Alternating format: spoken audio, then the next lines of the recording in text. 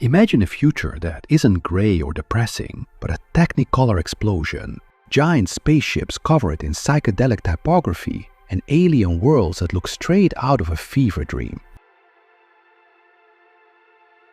In the late 1970s, while cinema was giving us the darkness of Alien or the gritty realism of Star Wars, a British artist decided the future should be painted in a completely different way. His work defined the aesthetic of the legendary heavy metal magazine, shaped the 1981 cult animation film, and permanently changed sci-fi conceptual art. Yet, his name often remains in the shadows.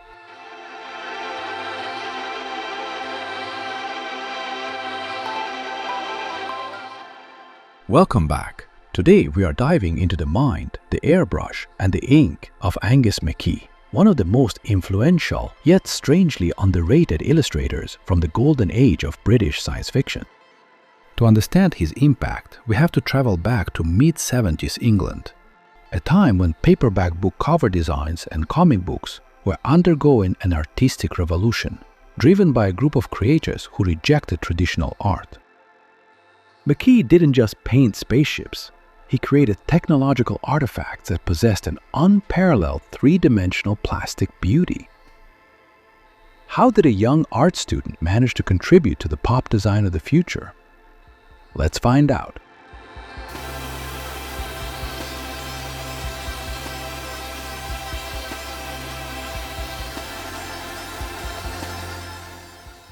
Long before he was painting star cruisers, Angus McKie was just a quiet boy growing up in mid-century England, fascinated by the rapidly changing world around him. Born in Newcastle upon Tyne, his childhood was soundtracked by the hum of post-war industrialization and the dawn of the space race. Like many kids of his generation, his gateway into art wasn't classical museums, but the vibrant, cheap ink of British comic books. He spent his school years filling the margins of his notebooks with sketches of futuristic machinery, planes, and alien landscapes. Recognizing his raw talent, he eventually enrolled at the Newcastle College of Art and Industrial Design. It was here, during his formal school years, that the magic happened. He was exposed to commercial graphic design principles and, crucially, discovered the airbrush, a tool normally reserved for industrial retouching, but one that McKie would weaponize for high art.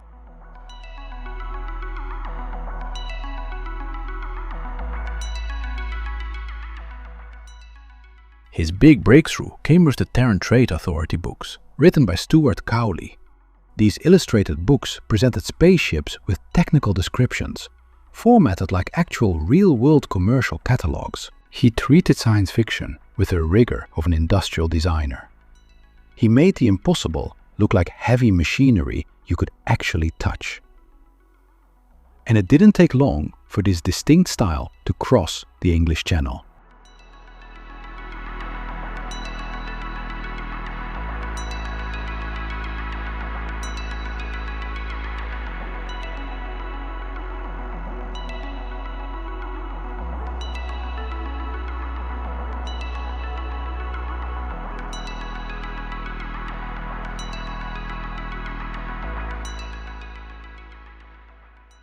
By the late 70s, the French magazine Métal Hurlant and its American counterpart Heavy Metal were shattering all the rules of adult comic books.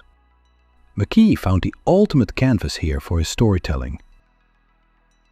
Within these pages, his comic masterpiece was born, so beautiful, so dangerous. Here, McKie wasn't just illustrating, he was writing an irreverent, psychedelic, and profoundly original sci-fi satire. At its core, so beautiful, so dangerous, is a cosmic fever dream. It tracks the surreal, often whimsical misadventures of a truly bizarre cast. A green alien named Sisyphus, a towering robot named Titan, and, in classic late 70s fashion, a neurotic character who looks suspiciously like Woody Allen.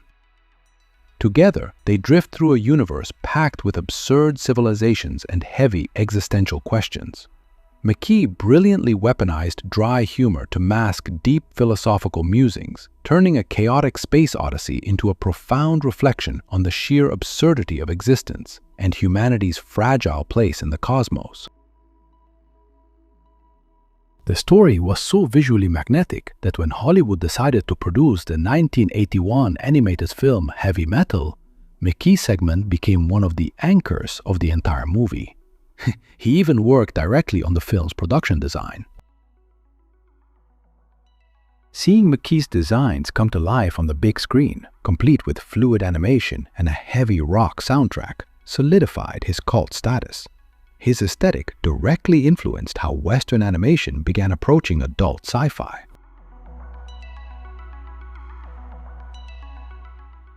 In the 1980s and 1990s, McKie continued painting covers for American, British, and European publishers, often in his classic style.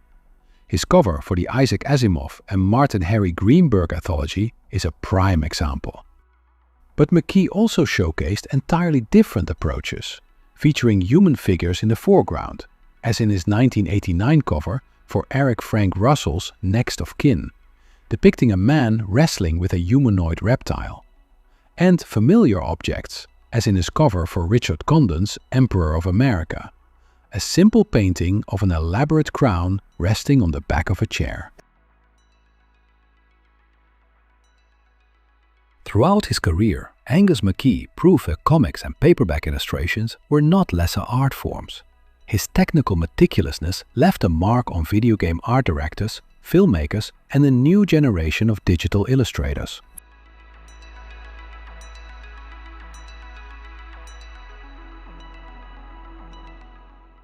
Angus McKie taught us that the future doesn't have to be sterile or monochromatic. He gifted us a vibrant tomorrow, full of mystery and impeccable design that still looks remarkably modern today, decades later.